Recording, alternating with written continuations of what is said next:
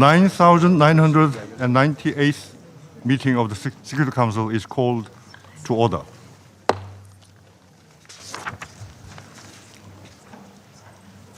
The provisional agenda for this meeting is the situation in Afghanistan. The agenda is adopted. In accordance with Rule 37 of the Council's Provisional Rules of Procedure, I invite the representatives of Afghanistan, India, the Islamic Republic of Iran, and Kyrgyzstan to participate in this meeting. It is so decided. In accordance with Rule 39 of the Council's Provisional Rules of Procedure, I invite the following briefers to participate in this meeting. Ms. Rosa Otunbayeva, Special Representative of the Secretary General for Afghanistan and Head of the United Nations Assistance Mission in Afghanistan, and Ms. Hanifa Girowal. It is so decided. The Security Council will now begin its consideration of item 2 of the agenda. I wish to draw the attention of the Council members to document S/2025/554, the report of the Secretary General on the situation in Afghanistan and its implications for international peace and security. I now give the floor to Ms. Rosa Otunbayeva.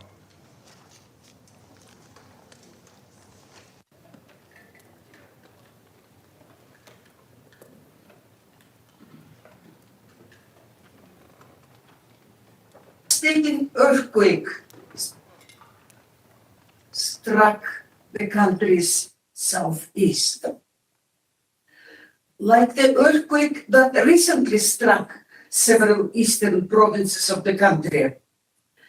At that time, I visited the site, met with victims, and discussed cooperation with local de facto authorities. I saw the desperation of the people affected and their need for assistance, as well as the efforts of local de facto authorities. I urged the international community to provide funds, and the United Nations family selflessly worked in cooperation with de facto authorities to provide immediate and then long-term aid. Several months later, however, the de facto authorities issued a ban on higher education for women, exacerbating the existing ban on secondary education, as well as a ban on Afghan women working for NGOs, later extended to United Nations organizations. These decisions show the different trends vying for influence within the de facto authorities. One that is more pragmatic and oriented to the needs of Afghan people, and the other more focused on the creation of what is described as a pure Islamic system. And that has placed increasing restrictions on the Afghan people. In view of the lack of pragmatism, members of the international community increasingly ask how much they should support a country whose leaders undermine their population. This is most clear regarding the de facto authorities' policies towards Afghan women.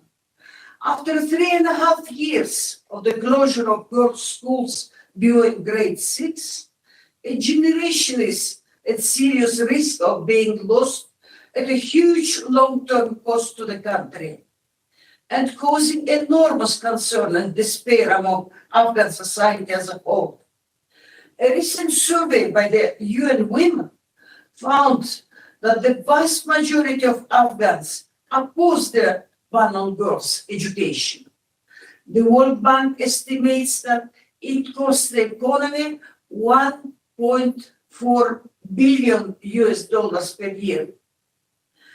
I have spent the past 3 years advocating for engagement with the de facto authorities based on the mandate given by this council and the demonstrated willingness of the pragmatic faction to improve the lives of Afghan people and relations with the international community, and on the evidence that progress through engagement can be made on some issues for the benefit of the Afghan people.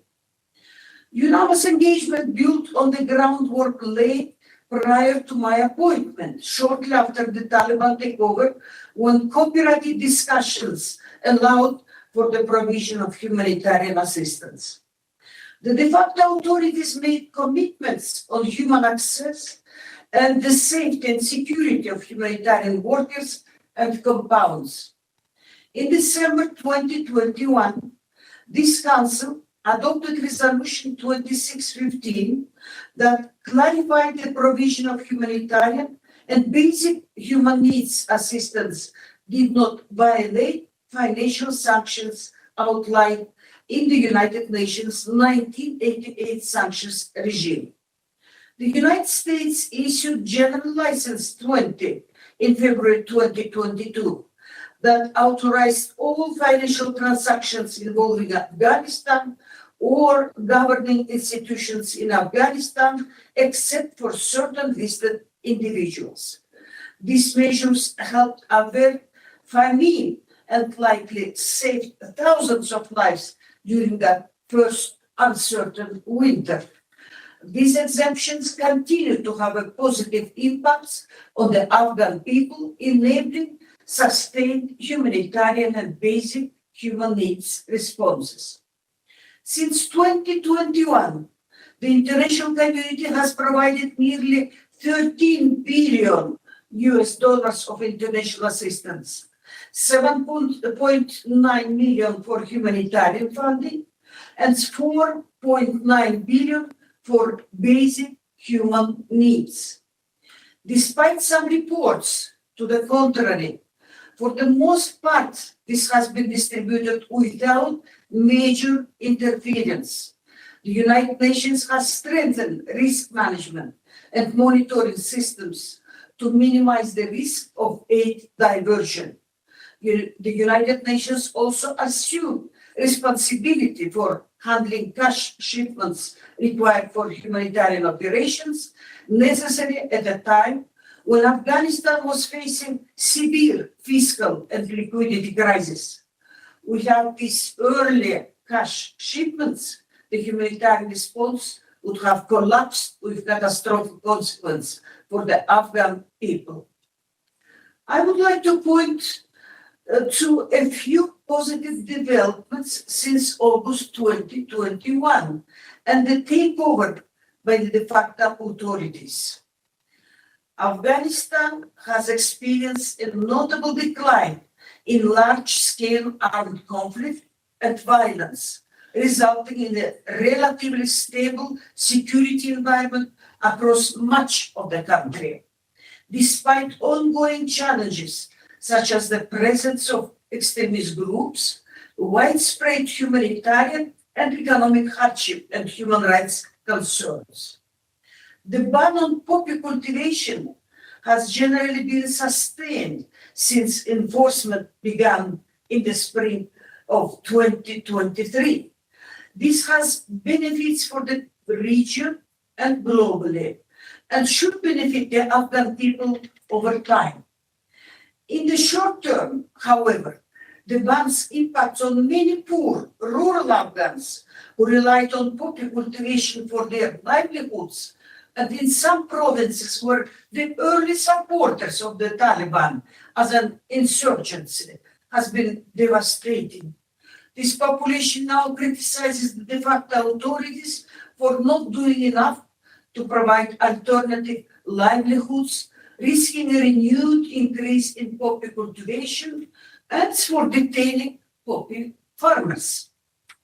The announcement by de facto authorities of a general amnesty in August 2021 was also constructive.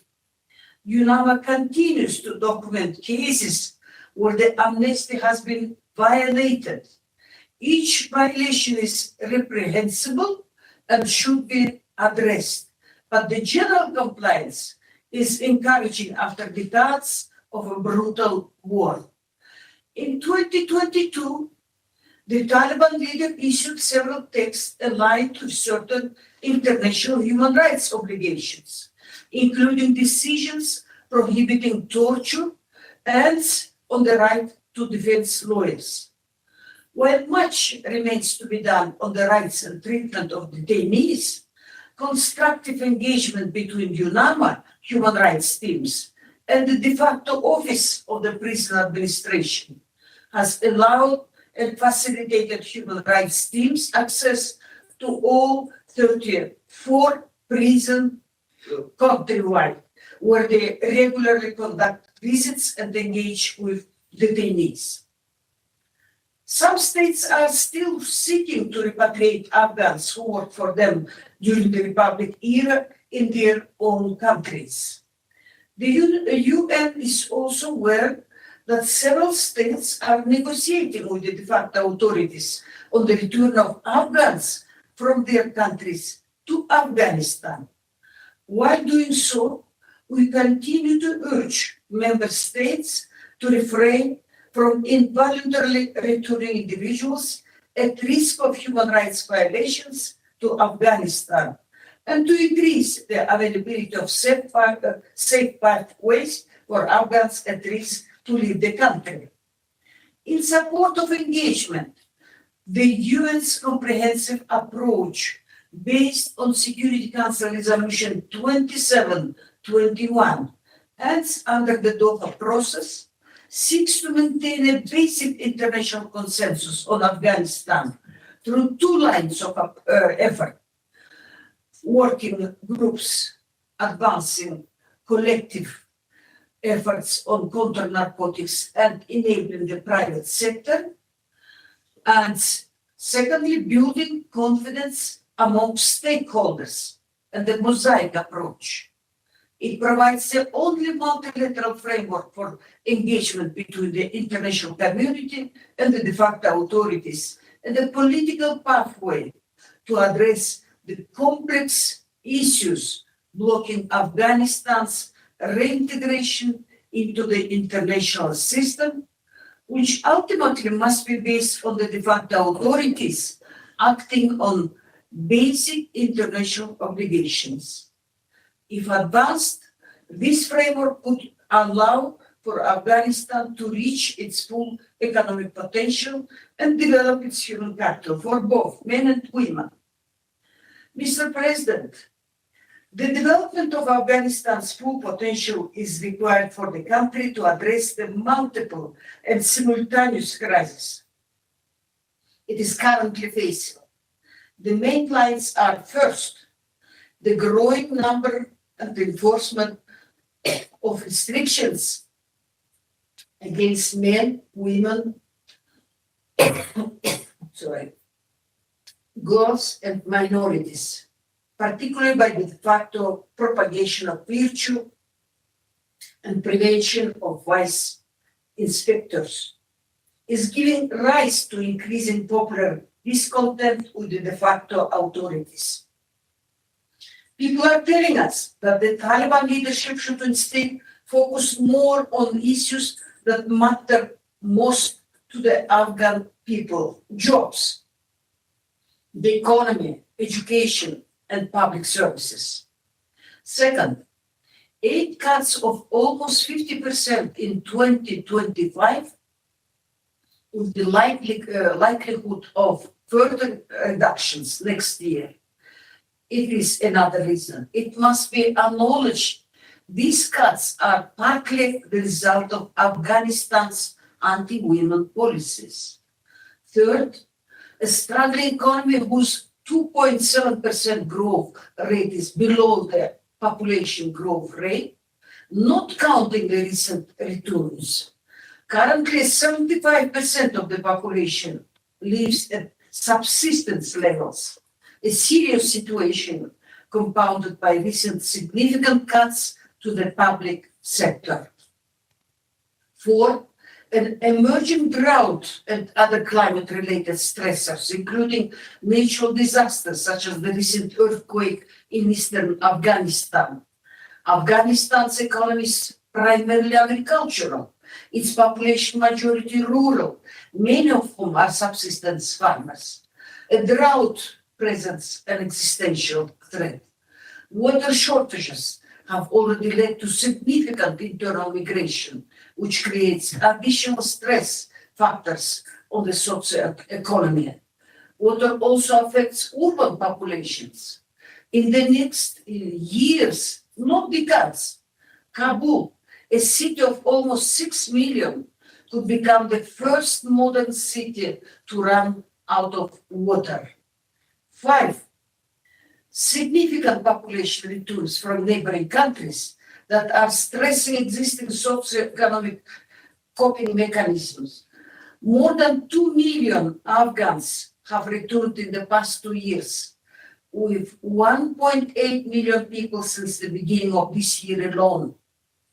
Unlike the wave of returnees in late 2023, limited international resources are available to assist in the reception and resettlement of returnees. I have been to Afghanistan's border with Pakistan and Iran and seen how the de facto authorities are doing what they can with very limited resources they have to receive their returning citizens. These returns have also cost the economy approximately $1 billion in remittances. It is an open question whether there is sufficient pragmatism among the de facto authorities to manage this perfect storm of crisis, or whether decisions driven by ideology will prevent sustainable solutions, extending the suffering of Afghan people and undermining existing stability. We have been evidence of both trends recently. In response to the Kunar earthquake, de facto authorities mobilized helicopters to evacuate the wounded, coordinated with international agencies and countries, providing bilateral aid, set up sites for internally displaced people, and in other ways addressed the immediate and medium-term needs of the affected communities. At the same time, as United Nations agencies were ramping up their support for earthquake victims while continuing their assistance to the returning crisis, personnel from the de facto Ministry of Defense deployed outside UN compounds in Kabul, preventing access of our female national staff. Similarly, personnel from the de facto Ministry of Interior's Directorate in charge of protecting the United Nations have blocked access for female national staff to UN field office premises around the country. This serious restriction hinders the UN's ability to help the Afghan people at their moment of great need.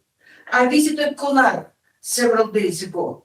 The devastation caused was much greater compared to the other two Paktika and Herat earthquakes in the past 3 years. I was struck by this deep tragedy and by the generous support of the international community. International financial institutions such as the World Bank and Asian Development Bank are also involved in mobilizing funds for basic human needs and services.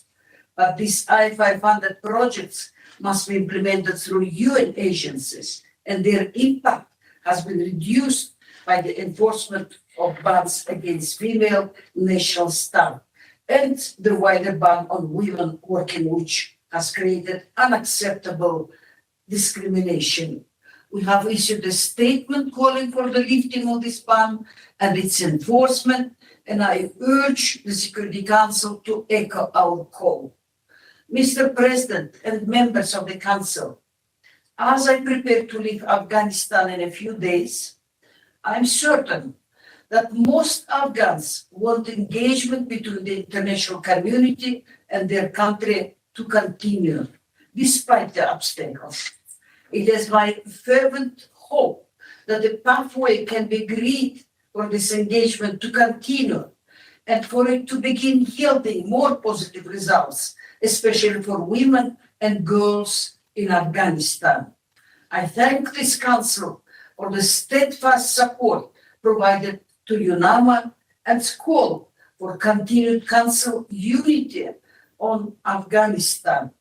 I thank my colleagues in the United Nations, and especially my colleagues on the ground in UNAMA and the United Nations country team for their unwavering dedication to this common cause, their humanity, and their determination to support the Afghan people. Thank you, Mr. President. I thank SRSG Otunbayeva for her briefing. I now give the floor to Ms. Hanifa Girowal. Mr. President, distinguished members of the Security Council, Excellencies. First, let me thank Mr. President Lee Kong-chol and the Republic of Korea for allowing me to brief this council. I am Hanifa Girowal, Vice President of Women's Rights First, an Afghan women-led organization that advocates for women and girls and documents the violation against women and girls inside Afghanistan. Today, I speak on behalf of thousands of Afghan women I have spoken with while preparing my talking points inside the country and of those in exile to convey a stark truth. Afghanistan is currently facing the worst human rights, humanitarian, environmental, and political crisis in its history, which is not only going to impact us, the Afghan people, but the stability of the region and global peace. The situation in Afghanistan is well known to this council and is hardly disputed except by the Taliban, whose credibility remains in tatters. The question should not be what's happening on the ground. It's what the international community and this council can do to end it. On the 4th anniversary of the ban on girls' education, a young woman from Kandahar told me with a trembling voice, "By now, I should have completed my master's degree and become a law professor at Kandahar University. Instead, for 4 long years, I have lived in uncertainty, unable to decide my own future. How much longer must I wait?" Her words capture the silent suffering of a generation whose dreams and lives have been deliberately suffocated. This is not just a denial of education. It's a deliberate policy of forced confinement, exclusion, and subjugation. The systematic deprivation of women and girls from their basic rights, which amounts to the crime against humanity of gender persecution, and what the UN Special Rapporteur on Human Rights in Afghanistan called gender apartheid. Moreover, excluding half the population is not only a human rights violation, it creates the very fragility in which terrorist groups thrive and economic development becomes impossible. Excellencies, I'm not here to register despair, but to assert 4 demands that you, the Council, can address immediately. First, humanitarian aid is essential, and it must continue. It must be unconditional in its purpose and conditional only in its accountability. The Council should adopt a resolution that reaffirms the unconditionality of humanitarian assistance, guarantees UN and international NGOs access without political interference, and creates an independent and internationally appointed monitoring mechanism with remote verification and the legal accountability to find and report on aid diversions and hold donors accountable. Second, UNAMA mandate must be maintained and implementation must be strengthened with a focus on finding a political solution and facilitating the intra-Afghan dialogue. This includes ensuring that Afghan people, particularly the Afghan women, lead the process and are part of any discussion on the future of the country. We recommend creating a specific architecture under the auspices of the UNAMA to host the intra-Afghan dialogue in light of the independent assessment by the Special Coordinator, which recommended the formulation of a political roadmap that can fully integrate Afghanistan into the international community. Third, establish right-based benchmarks that are tied to engagement with Taliban. we propose 3 immediate verifiable benchmarks. Demand de facto authorities of Taliban to allow women and girls to secondary and tertiary education. Restoration of women's ability to work in humanitarian and public sector. Restoration of unfiltered access for UN human rights and humanitarian monitors, including the Special Rapporteur on Human Rights. The Council should link international incentives and targeted relief to measurable progress on these benchmarks through the Sanctions Committee's travel and benefit architectures. Fourth, prevent forced returns to Afghanistan. History will remember, while Afghanistan was going through one of its most challenging trials, our neighboring countries, Iran and Pakistan, as well as our international allies like Germany and Turkey, returned millions of Afghans involuntarily. In 2025 alone, Iran and Pakistan have forced over 2.6 million Afghans to return to Afghanistan. These actions have led to fair deprivation, imprisonment, and killing of the former ANDSF staff members. Sending back women and girls subjects them to unimaginable levels of targeted and systematic persecution. Eligible Afghan asylum case holders who were waiting in Pakistan to be resettled in Germany and other countries, including US, have been subjected to forced deportation by Pakistani authorities. While the Council cannot legislate national asylum systems, it can and must urge all states to uphold their international law obligations, particularly the principle of non-refoulement, codified under 1953 Convention on Refugees and the 1984 Convention Against Torture, which most of you, including Pakistan, have signed on to. The Council can also request that the Secretary General report on patterns of forced returns and consider establishing regional humanitarian hubs outside Kabul where necessary to ensure aid reaches returnees without passing through politicized or gender-exclusive gatekeepers. Besides these 3 main requests, Council must pay attention to climate stress, which compounds every one of these crises. Recurrent droughts, worsening floods, and shrinking glaciers in the Hindu Kush have already reduced harvest, damaged water systems, deepening food insecurity, driving immigrations, and intensify competition over scarce resources. Women and girls pay the heaviest price. Decades of conflicts have left explosive remnants contaminating our air, soil, and water. After the recent earthquake, the UN confirmed that unexploded ordnance blocked relief teams from reaching victims in eastern Afghanistan. In addition, tragically, Taliban did not allow female aid workers and doctors to support the response efforts. Many injured women and pregnant women lost their lives in the aftermath due to the lack of female doctors and Taliban's restrictions on male aid workers to touch bodies of wounded women. Excellencies, we are running out of time. The situation on the ground is only getting worse. As of 2 weeks ago, women and girls are not only not allowed into regular schools, but they are now banned from going to Islamic schools and madrasas as well. In the province of Kandahar, Taliban has also just dictated that tall girls, anyone above an average height, cannot go outside and need to be confined at home. Economic situation is also worsening with increased food insecurities, with millions at the verge of hunger, which increases child marriages, maternal mortality rate, and gender abuse. The girls who had a slimmer of hope to continue their informal studies through online programs are also now faced with internet outages and denial of access to online education. As of now, if you are a woman in Afghanistan, you are faced with selective punishment on any public engagement. These are all bad news I shared. But the good news is that you can do something about it. You must also be creative. Expand remote education and scholarship pipelines for girls inside and outside Afghanistan. Fund women-led consortia that directly manage aid to communities, and support independent Afghan media, civil society, particularly women-led society organizations through secure trust funds. Support the establishment of a comprehensive accountability mechanism in the addition of the mandate of the UN Special Rapporteur on Human Rights in Afghanistan.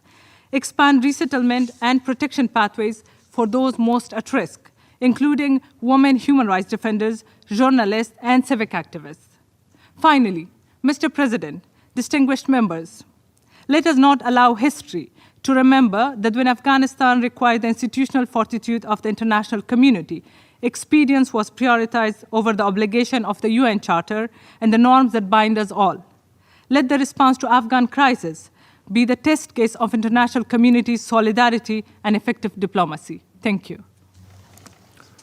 I thank Ms. Girowal for her briefing. I now give the floor to those council members who wish to make statements. I give the floor to the representative of Guyana. Thank you, Mr. President. I have the honor to deliver this statement on behalf of the A3+, namely Algeria, Sierra Leone, Somalia, and my own country, Guyana. We thank the Special Representative of the Secretary General and Head of UNAMA, Mrs. Rosa Otunbayeva, for her briefing. We have also listened carefully to Ms. Hanifa Girowal. We stand in solidarity with the Afghan people following the recent devastating earthquake. We encourage the international community to render much-needed support to the people of Afghanistan. The A3+ reiterates its firm commitment to the sovereignty, independence, territorial integrity, and national unity of Afghanistan, and reaffirms its unwavering solidarity with the Afghan people. Afghanistan is grappling with worsening conditions due to displacement, poverty, food insecurity, and a fragile economy. These challenges are further exacerbated by funding shortfalls, which have forced humanitarian partners to reduce or suspend essential operations, leaving millions without much-needed support. It is troubling that as of 27th of August, the Afghanistan Humanitarian Needs and Response Plan has received only 27% of the $2.4 billion requested. In this regard, we are deeply concerned that hunger continues to impact much of the country, with 9.5 million projected to face acute levels of food insecurity between May and October 2025. We commend the efforts of UNICEF for providing over 19 million children with essential health care, and the Food and Agriculture Organization for providing livelihood assistance as well as other support to those in need. Ensuring the well-being of the Afghan people must remain at the center of all efforts. The worsening humanitarian crisis in Afghanistan is of particular concern, and the reduction in foreign aid poses significant risks of increased poverty and mounting food insecurity crisis in Afghanistan. Mr. President, the A3+ is concerned about reports of access-related incidents resulting in the suspension of humanitarian activities, making access difficult for those in need of humanitarian aid. We take note that reported challenges linked to the Taliban accounted for 73% of incidents in humanitarian activities, including the detention of 100 humanitarian workers, 31 of whom were women, and 12 United Nations personnel. We also recall that the Resolution 2681, which was unanimously adopted by the Council, condemned the decision of the Taliban to ban women working for the UN in Afghanistan. The ban has negatively impacted United Nations operations in the country, including the delivery of life-saving assistance and basic services to the most vulnerable. We emphasize the importance of women working for the United Nations and humanitarian organizations in ensuring the delivery of aid to those in need, particularly women and girls. We reiterate our call on the Taliban to facilitate the unhindered and sustained access to humanitarian aid to all those in need across Afghanistan, and encourage international donors and humanitarian partners to continue providing critical support and to scale up contributions. Mr. President, the A3+ is alarmed at the 191 grave violations affecting at least 130 children, including 22 girls, documented by the Afghanistan Country Task Force on monitoring and reporting on children in armed conflict from 1st of April to 30th of June, with killing and maiming being the most prevalent violation. Unexploded ordnance continues to cause significant harm to children. We commend the United Nations Mine Action Service for its clearance and risk education activities funded through the Special Trust Fund for Afghanistan. We call on the Taliban to urgently address the threat of explosive devices. The situation of women and girls remains of grave concern. The rights of women and girls continue to be significantly curtailed in all civic spaces as the Taliban continues to intensify its campaign to enforce the propagation of virtue and the prevention of vice law, restricting their education, employment, freedom of movement, and freedom of expression. While schools and universities have reopened globally, Afghan women and girls continue to be denied access to education beyond grade 6.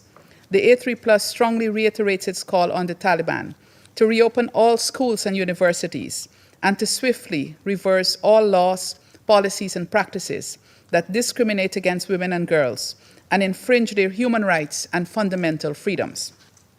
We emphasize that the full, equal, and meaningful participation and leadership of women in all spheres of life is necessary for Afghanistan's development and prosperity. The continued erosion of Afghan women in society is unacceptable. Mr. President, the 9% increase in security-related incidents compared to the same period in 2024 is concerning, particularly regarding the safety and security of humanitarian personnel. We call on the Taliban to ensure the safety and security of humanitarian personnel. We also remain concerned about the situation of terrorism in Afghanistan and urge countries in the region to increase their efforts to address and deter security threats.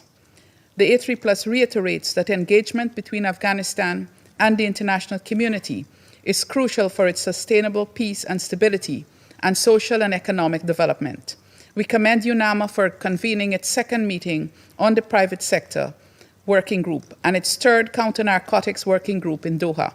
We also applaud UNAMA for its inclusive approach in this regard. We call on the Taliban to uphold Afghanistan's international obligations to protect, promote, and fulfill the rights and well-being of all Afghanistans.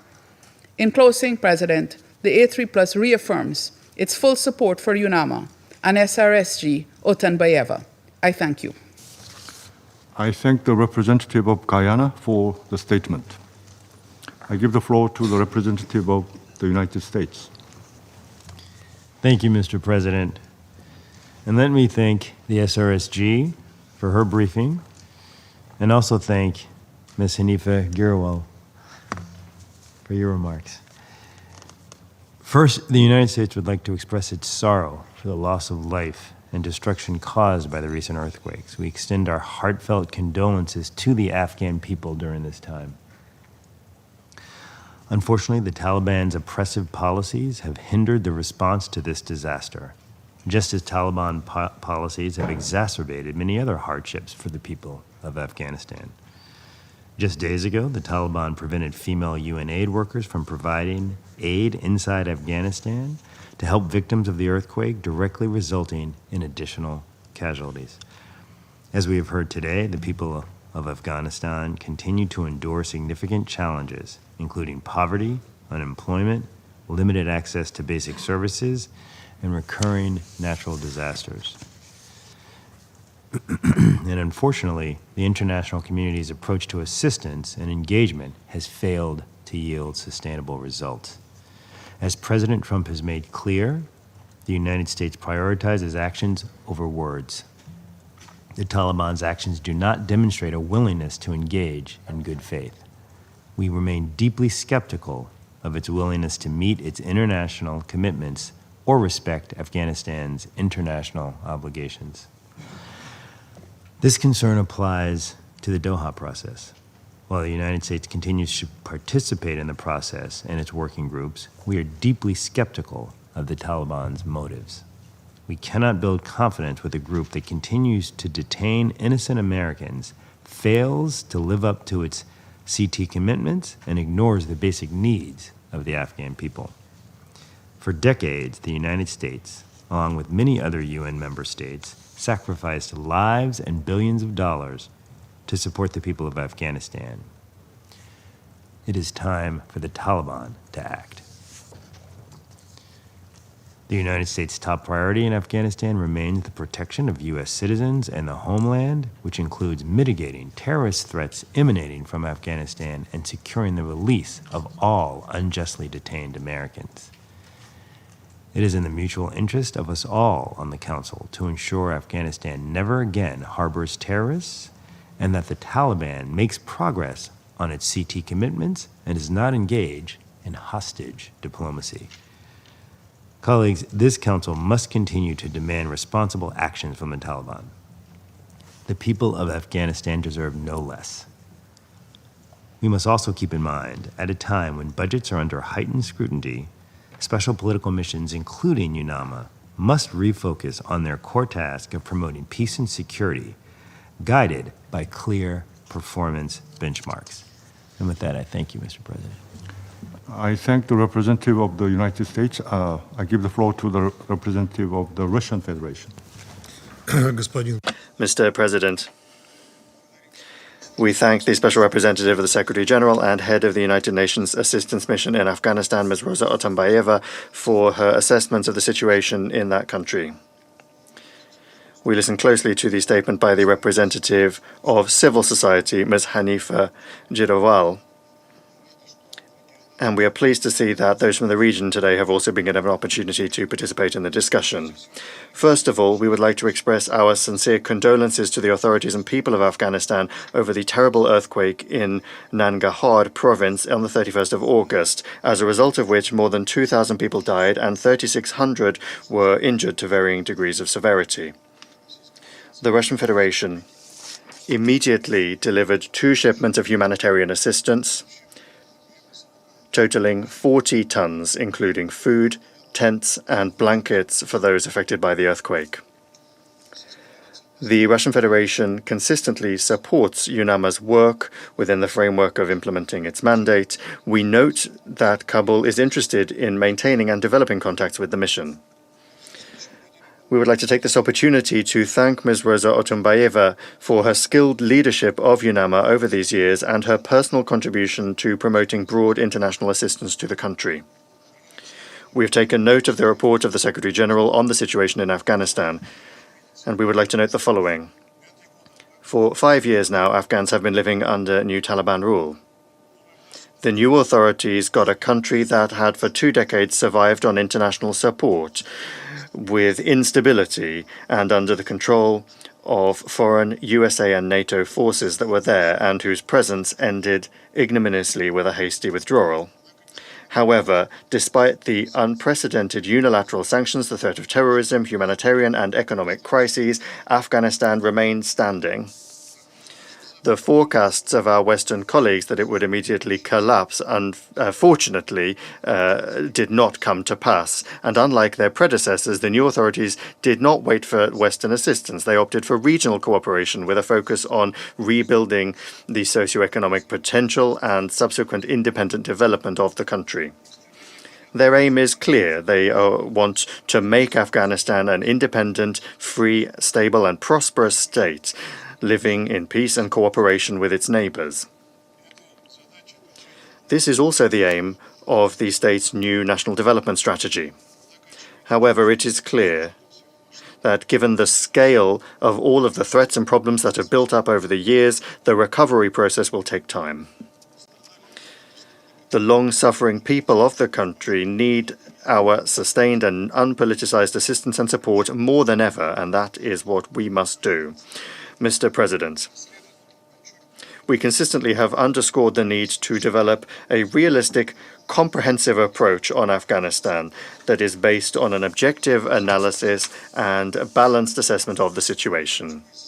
Its key components remain unchanged, namely the constructive engagement of the international community itself on the subject of Afghanistan, while fully taking into account the needs of the Afghans themselves, and a rejection of double standards, as well as patient dialogue without pressure or blackmail with the Taliban on all pressing issues. There are no alternatives to doing this, and we have been saying this from the very beginning. That is an approach that is supported by all regional actors, and first and foremost, the participants in the Moscow format.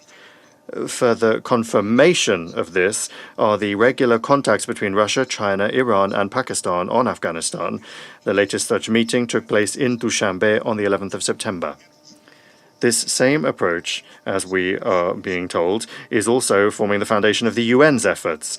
Developing this mutually respectful dialogue with the international community is also something the Taliban want. They participated, the Taliban did, in the Doha process working groups on counter-narcotics and the private sector in June 2024.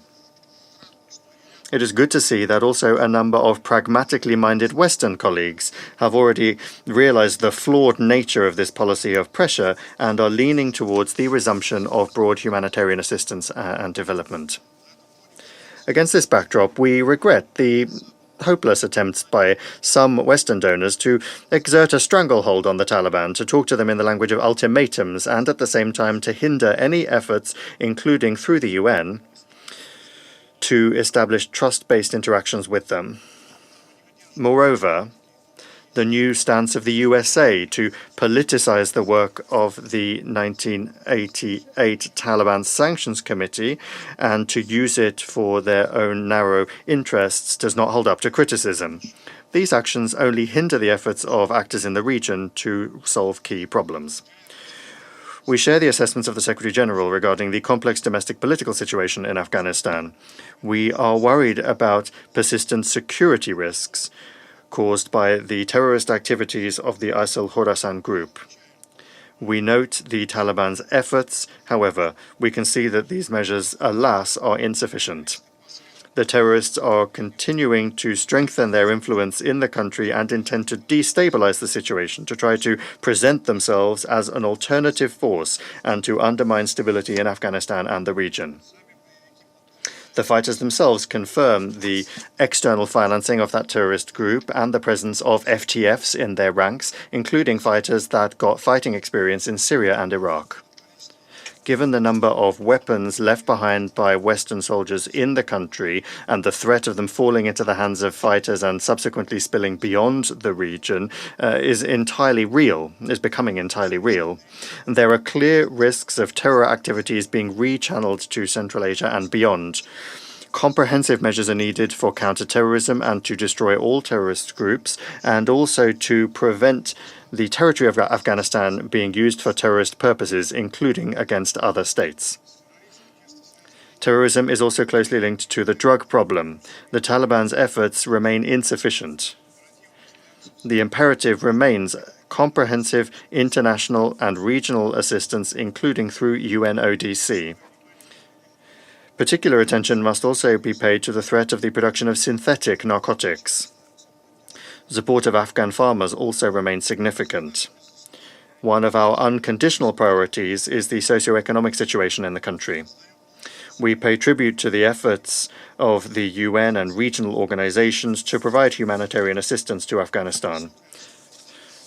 We highly appreciate the selfless work of all humanitarian agencies, including UNHCR and their staff, that are ready in any circumstances, in any conditions, to remain on the ground and to help Afghans, particularly in light of the financial crisis and the reduction in the amount of assistance from donors, as well as the mass return of Afghan refugees. At the same time, it is regrettable that the attempts of humanitarians to expand assistance beyond basic needs continue to be blocked by a number of Western donors that categorically reject any chance to support the country's development, including through the unfreezing of Afghan external assets and also the rebuilding of civilian infrastructure, the construction of roads that would connect provinces and cities with agrarian areas. This hypocritical approach is not an attempt to find real solutions that could actually change the situation in Afghanistan and will in no way help ordinary Afghans, including women, girls, and children, about the importance of supporting whom we all the time are talking about in the Security Council chamber. Russia systematically provides assistance to those in need in Afghanistan. We are steadily expanding bilateral cooperation in the area of trade and economics, facilitating a business dialogue and opportunities, including by encouraging the authorities to participate in international economic fora organized by our country. We are keeping a close eye on the developing situation of human rights for all Afghans, including women and girls, as well as the formation of a genuinely inclusive government with the participation of all of the country's ethno-political groups.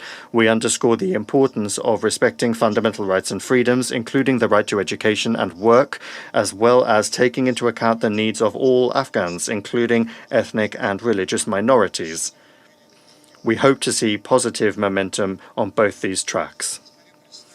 Mr. President, the Russian Federation comprehensively supports the right and desire of the Afghan people to live in a prosperous and peaceful country that is free of drugs and terrorism.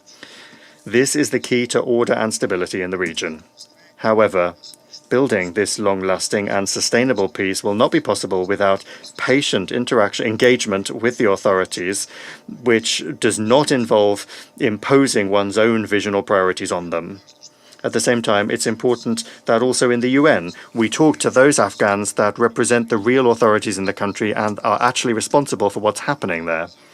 That is how to quickly get out of this dead end and to achieve the subsequent international reintegration of Afghanistan. Thank you.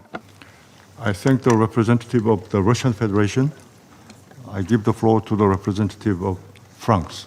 Merci. Thank you, Mr. President. I'd like to begin by thanking the Special Representative of the Secretary General, Ms. Rosa Otunbayeva, and I commend her work at the head of UNAMA over the last 3 years. France provides her with full support and also to all United Nations personnel in Afghanistan. I would also like to thank Ms. Hanifa Girowal, Vice President of the Women's Rights First organization, for her briefing. And I welcome here the representatives of Afghanistan, Kyrgyzstan, Iran, and India here. Mr. President, in a few days, the UN will be celebrating the 30th anniversary of the Beijing Summit on Women. And bearing that in mind, we believe that this council should understand the situation affecting women in Afghanistan due to the Taliban. The council must firstly denounce the Taliban's decision to restrict women's access to humanitarian aid in the context of a devastating earthquake, which has claimed innumerable lives. France is highly alarmed by the Taliban's refusal to provide assistance to Afghan women, thus condemning to death thousands of people, foremost women and children. Secondly, once again, France calls on the Taliban to bring an end to the restrictions imposed on humanitarian actors in the country. I'm thinking the ban on access for Afghan female staff to UN premises in Kabul and other cities in the country, particularly as this is a time when the country should be grappling the devastating consequences of the earthquake. The principle should be simple: the distribution of aid by and for women. I'm also referring to pressure on UNAMA personnel in the country. The Council must support UNAMA's call on the Taliban to lift and ease this pressure and these restrictions. Thirdly, the international community and this Council must take stock of the gravity of the decisions taken by the Taliban over the last 4 years. When this council met in June, we reiterated Afghanistan's international obligations that the Taliban must also uphold, and which are set out by the council in its resolution 2593. And yet, the situation is worsening. The Taliban is continuing to violate human rights, particularly the rights of women and girls, not just humanitarian aid. More generally speaking, this is a policy of erasure and segregation of women and girls. Secondly, in terms of security, the 1267 Committee monitoring team has reported on the Taliban's indulgent attitude towards al-Qaeda that remains active in Afghanistan, while Daesh Khorasan continues to pose a serious threat to international peace and security. In this extremely serious context, France stands alongside the Afghan population, women and girls, that every day face the brutality of the Taliban ideology. We also share in the quest for justice by Afghan men and women. France prioritizes the fighting impunity. We welcome the issuance by the International Criminal Court in July of 2 arrest warrants against Taliban leaders on the grounds of gender-based persecution, which is a crime against humanity under the Rome Statute. France also supports the establishment of an independent investigative mechanism in order to shed full light on the crimes committed in Afghanistan. Finally, France understands and has heard those who have called on us to continue our engagement with the Taliban. We've never closed our door to dialogue. We participated in the Doha process, but the aim shouldn't be, we shouldn't lose sight of the aim: peace in Afghanistan, respect for the rights of all Afghans, men and women, young people, civil society. Must be fully involved in discussions on the future of their country, which cannot be written without them. Thank you. I thank the representative of France. I give the floor to the representative of the United Kingdom. Thank you, President. I thank SRSG Otunbayeva and Ms. Girowal for their briefing today. We commend the work of UNAMA, OCHA, and UN Women in support of the people of Afghanistan. And I would like to convey the United Kingdom's gratitude to SRSG Otunbayeva for her leadership of these efforts over the last 3 years. President, I will make 3 points. First, I offer the UK's deep condolences for all the victims of the devastating earthquake on August the 31st. I pay tribute to all those working tirelessly to bring relief to those affected. The specific needs of women affected by the earthquake must be met, and female aid workers must be able to operate in affected communities. As we've heard today, the earthquake has compounded the desperate humanitarian and economic crisis in Afghanistan. In recognition of the severity of the situation, the UK yesterday announced an uplift of more than $4 million in its support to the earthquake response, bringing our total contribution to $5.4 million. But we are concerned by increasing drought risks and alarming increases in malnutrition. More support is urgently needed, in particular to ensure Afghans living in remote areas do not go hungry this winter. We call on the Taliban and the international community to step up their support to the people of Afghanistan. Second, Afghanistan cannot succeed while women and girls are excluded. In this regard, we are concerned by reports that the Taliban are preventing female employees from accessing UN premises. We call on the Taliban to reverse this position immediately to ensure Afghan women can continue their vital work supporting their country. Third, the UK continues to engage with the UN-led process, including the comprehensive approach. But our support is conditional on the Taliban taking meaningful steps and adhering to their international obligations, especially those related to counterterrorism and the rights of women and girls.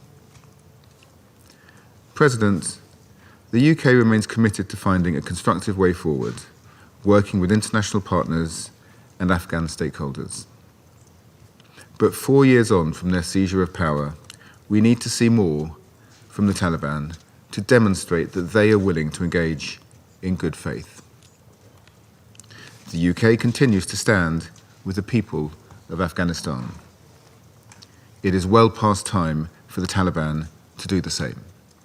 I thank you. I thank the representative of the United Kingdom.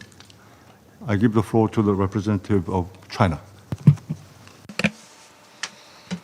President,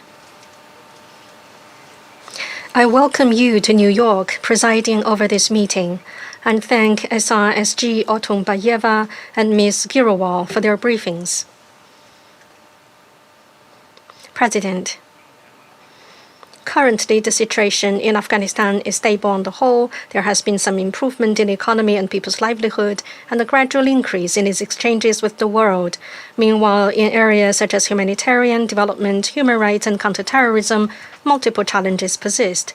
The international community should take an objective, impartial, rational, and pragmatic approach to the Afghan issue, strengthen unity, and build consensus to help the country get on the right track without delay and integrate it into the international community. I will make a few points. First, we should maintain engagement and dialogue with Afghanistan and enhance our understanding of and mutual trust with the country.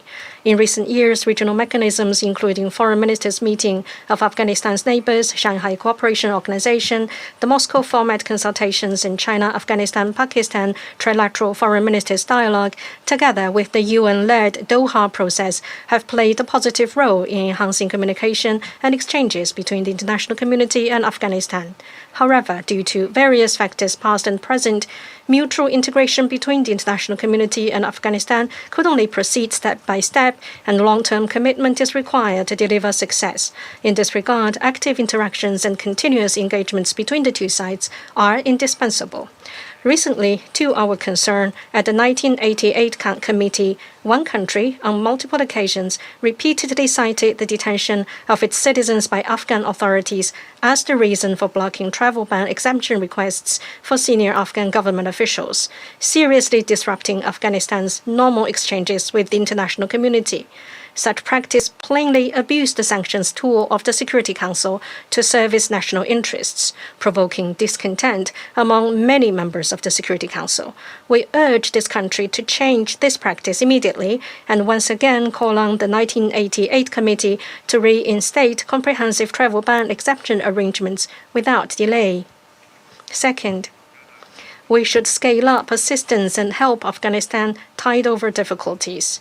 It was noted in the SG's report that 23 million Afghans need humanitarian assistance and 9.5 million face severe food shortages. Significant funding cuts by major donors mean that only less than 30% of funding needs are met. The recent earthquakes in eastern Afghanistan exacerbated this humanitarian crisis. We commend UNAMA, OCHA, among other agencies, and many countries for extending a helping hand to Afghanistan. China has recently announced a donation of earthquake emergency humanitarian supplies of 50 million yuan to Afghanistan. Given these huge humanitarian needs, we call upon traditional donors to scale up their funding support and stop politicizing humanitarian relief. We call on a certain country to assume its historical responsibilities, resume aid to Afghans, halt unilateral sanctions, and provide necessary support for humanitarian action. Third, we should strengthen positive guidance and promote the protection of the rights and interests of the Afghan people. Women account for nearly half of the Afghan population. Securing their equal access to education, healthcare, employment, and participation in public affairs is imperative for Afghans' peace, stability, development, and prosperity, and to meet the expectations of the international community. We call on the Afghan government to exercise moderate and inclusive governance and put in place effective measures to safeguard the basic rights and interests of all Afghans, including women. UNAMA has recently issued a statement expressing concern over the Afghan government's prevention of Afghan women from working for the United Nations. We call on the government of Afghanistan to strengthen friendly consultations with UNAMA to properly resolve such issues and ensure the normal functioning of UN agencies and UN humanitarian relief work in Afghanistan. Fourth, we should remove any obstacles to development and support Afghanistan's indigenous development. The Afghan government has recently launched its national development strategy, actively promoting economic reconstruction and integration into regional cooperation. That said, the SG's report identifies economic isolation and limited access to financing, among others, as significant constraints on Afghan's economic growth. We call on relevant countries to unconditionally return the Afghan Central Bank's overseas assets and support the reconstruction of its financial system so it can unlock its development potential. We support Afghanistan in further strengthening connectivity and economic and trade cooperation with regional countries. We expect the two working groups of the Doha process to play a greater role in helping Afghanistan boost its economic dynamism, promote alternative cultivation, treat and rehabilitate drug users, sustain the development momentum, and build on the counter-narcotic achievements. Fifth, we should strengthen counter-terrorism efforts and maintain security in Afghanistan and the region. The SG's report states that terrorist threats in Afghanistan remain prominent. ISIL, Khorasan, ETIM, and TTP, among other terrorist groups, remain active in Afghanistan and have conspired with foreign terrorist elements to plan and launch attacks, undermining Afghan and regional security. We call on the Afghan government to enhance counterterrorism efforts and coordination with regional countries and prevent terrorist organizations from exploiting Afghan territory to undermine the security of other countries. When it comes to counterterrorism, we must stand firmly against double standards and selectivity and must maintain international cooperation in combating terrorism. President, since assuming office, SRSG Otunbayeva has led UNAMA in pushing for engagement and dialogue between Afghan authorities and the international community, responding to humanitarian development crises and protecting the basic rights and interests of the Afghan people. We highly commend her efforts and contributions and wish her all the best in the future. As a friendly neighbor of Afghanistan, China stands ready to continue working with all parties, including UNAMA, to promote peace, development, and lasting order and stability in Afghanistan. I thank you, President. I thank the representative of China for his statement. I give the floor to the representative of Panama. Gracias. Thank you, Mr. President. We welcome your involvement in chairing today's meeting. Allow me to begin by thanking the Special Representative of the Secretary General, Rosa Otunbayeva, for the presentation of the relevant report and for her unwavering commitment and leadership at the helm of the United Nations Assistance Mission in Afghanistan. We wish her every success in her future endeavors. We also welcome Ms. Hanifa Girowal, whose courageous work for the rights of Afghan women warrants our full respect and appreciation. We recognize the participation here of the representatives of the countries with us and distinguish us today with their participation. We'd like to begin by expressing our condolences for the victims of the devastating earthquake that struck eastern Afghanistan at the end of August. This tragedy, which claimed the lives of thousands of people, further exacerbates the already alarming humanitarian crisis in the country and underscores the urgent need to strengthen financing and access to assistance. Restrictions imposed on women and girls in Afghanistan continue to represent one of the gravest violations of human dignity of our time. Bans limiting women's presence in public life, their access to education and to the media violate fundamental rights, reflect a deliberate policy of repression and erode the very fabric of society. Denying girls from accessing knowledge means cutting off a generation from its future. Female professionals in sectors such as health, education, and the media are essential for social cohesion. Restricting their participation impoverishes debate, stymies development, and deprives millions of Afghans from vital role models. A society that blocks off knowledge gives up on progress. The lack of a clear and functioning legal framework remains a serious obstacle to governance, the upholding of the country's international obligations, and the protection of the most basic rights.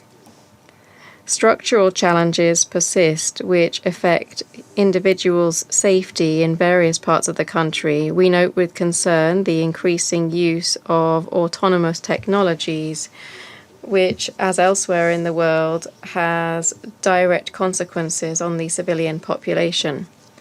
In the same vein, attacks on United Nations personnel and violent incidents in areas to which people are returning require immediate responses. We call on the Taliban to take tangible steps to identify those responsible, to prevent further incidents, and to guarantee the safety of those who are still working for the well-being of the Afghan people. Mr. President, the situation of returnees has become a silent crisis with cumulative impacts on the country's institutional, social, and economic capacities. Recent UN reports clearly document the physical, legal, and social risks facing those who choose to return, very often unprepared, unsupported, and without the basic conditions needed for their reintegration. Millions of people return to a reality marked by unemployment, scant basic services, and weak protection systems. The impact of this on already vulnerable host communities is profound. The return of families that have been expelled by other states without prior notice can't be considered as a voluntary return process. On the contrary, it is a form of re-victimization. Afghan children, in particular, are facing an alarming situation. Minors returning without protection networks are even more susceptible to radicalization, exploitation, and exclusion. In this context, we value the work of the UNHCR. Their role has been essential to protect returnees and strengthen host communities. Their work should be strengthened rather than restricted. At a structural level, the recent gender index launched by the UN Women places Afghanistan among the countries with the highest levels of inequality in the world.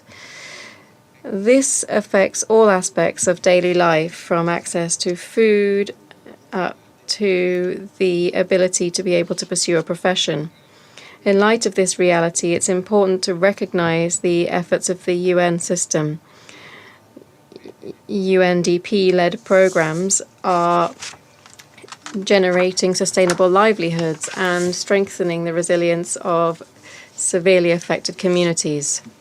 Mr. President, the most recent meeting of the Doha process, convened by the United Nations between the 30th of June and the 1st of July this year, confirms that there is still a window of opportunity to move towards a viable political solution, and one that must not be squandered. But so that it can be legitimate, it must be truly inclusive. And the most affected women, young people, and communities must be a part of any lasting political solution that is crafted through this process. This inclusion can't be limited to the negotiation table. Rather, it should be translated into tangible improvements in people's lives. Food insecurity remains a source of grave concern. Hunger cannot, in any context, be used as a tool to control people. This or any other scenario where access to food is blocked represents an injustice that transcends borders and that must not be normalized by the international community. For this reason, we urge the Taliban to lift all barriers blocking access to United Nations humanitarian personnel, access to communities by this personnel. The continued UN presence in the country is, in and of itself, a vote of confidence here. Blocking their work means rejecting this international support. Finally, we reiterate that without political will or concrete confidence-building measures, there is no possible path towards a lasting solution. Cooperation calls for commitments, and commitments are sustained through action. An effective response must be principles-based, must be impartial and available to all Afghans. The people of Afghanistan deserve better, and we as the international community have a duty to demand what is reasonable, to defend what is just, and to act without delay. Thank you. I thank the representative of Panama for the statement. I give the floor to the representative of Pakistan. President, it is a pleasure to see you preside over the Council. We commend the Korean delegation for its skillful leadership of the Council this month. We take note of the Secretary General's report and thank SRSG Rosa Otunbayeva for her comprehensive briefing. We value UNAMA's efforts to promote normalization in Afghanistan under very difficult circumstances. We have also listened to the statement by Ms. Hanifa Girowal, and we agree that without doubt, equal participation of women is essential for national development and reconciliation in Afghanistan. Mr. President, let me also express Pakistan's deepest condolences to the people of Afghanistan for last month's devastating earthquake in the east, which claimed over 1,400 lives and injured thousands. Pakistan has provided 105 tons of humanitarian assistance to help the families affected by this tragedy. The Taliban have now been in power for more than 4 years. While civil war has ended for the first time in 4 decades, Afghanistan's situation remains deeply worrying. Sanctions, a collapsed banking system, inadequate humanitarian aid, poverty, terrorism, narcotics, and human rights concerns continue to define Afghanistan's landscape. These challenges stem not only from Taliban policies and the country's turbulent history, but also from shifting global priorities, lack of unity, and slow response of the international community. The humanitarian needs and response plan for 2025, for example, has received only 27% of the required $2.42 billion. The international community must close this gap and ease the suffering of ordinary Afghans caught in a political impasse and divergent policies. It is important to ensure that the Taliban sanctions regime does not fall prey to political considerations of Council members. Travel ban exemption requests remain crucial for meaningful engagement and must be examined in an objective manner, consistent with the objectives of this Council and sensitive to the genuine concerns of Afghanistan's immediate neighbors. Stabilizing Afghanistan's economy, reviving its banking system, and creating realistic pathways for unfreezing its financial assets are essential. Preventing poppy cultivation also remains important, supported by UN-led initiatives promoting alternative livelihoods. Despite security concerns, Pakistan has engaged the Afghan interim government at high level to enhance cooperation, security, trade, counter-narcotics efforts, and regional connectivity initiatives such as the Trans-Afghan Railway Project. We support the various regional forums to foster engagement. Deputy Prime Minister and Foreign Minister Senator Mohammad Ishaq Dar visited Kabul and participated in successful trilateral dialogues at foreign ministers level with Afghanistan, Uzbekistan, and China. Likewise, we had the quadrilateral meeting of special representatives for Afghanistan from Pakistan, China, Iran, and Russia in Dushanbe, where we agreed on result-oriented engagement with the Afghan interim authorities. Mr. President, Pakistan has consistently advocated sustained engagement with Afghanistan and was among the first to propose a roadmap for normalization.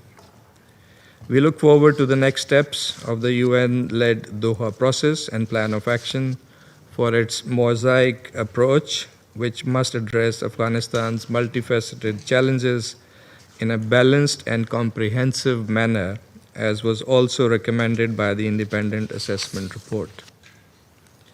President, for over 4 decades, Pakistan welcomed with open arms millions of Afghan refugees despite our limitations and inadequate international assistance.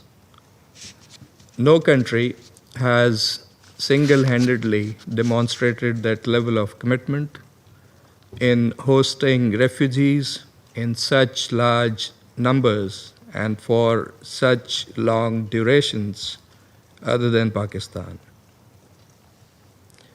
It was understood that these were not indefinite stays. Besides, Pakistan has had to cope with huge numbers and caseloads of illegal foreigners, including Afghans without legal status or documents, which also poses a serious security threat to Pakistan.